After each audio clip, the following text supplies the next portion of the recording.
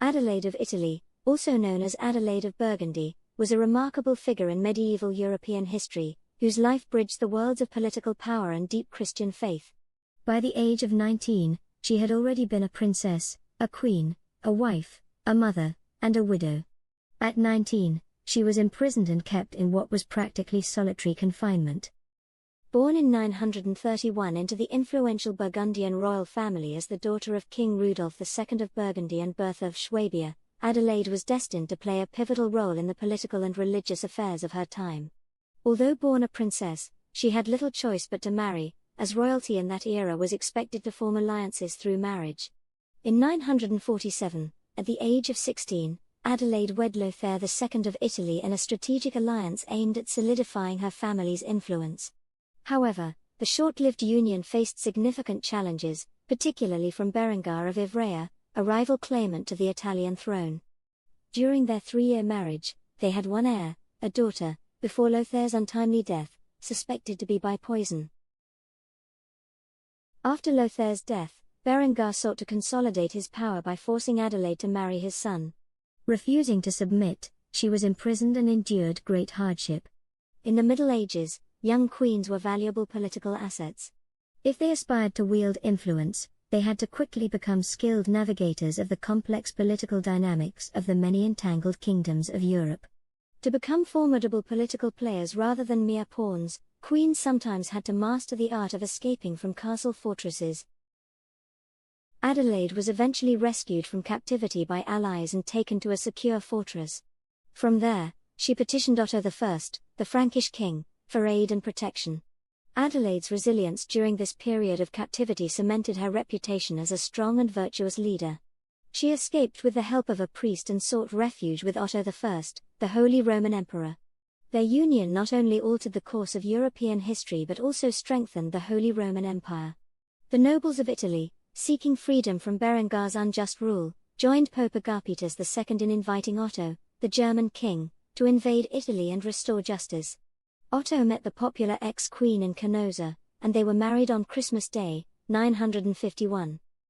As queen and later empress, Adelaide worked alongside Otto to stabilize their realms, advance religious reform, and expand imperial influence. Her role extended beyond that of a consort. She was a key political actor, serving as regent during Otto's absences and, after his death in 973, for their son, Otto II, and later for their grandson, Otto III. Renowned for her deep piety and dedication to the Church, Adelaide was a generous patron of monastic communities, particularly the Abbey of Cluny, a cornerstone of the 10th century Church reform movement.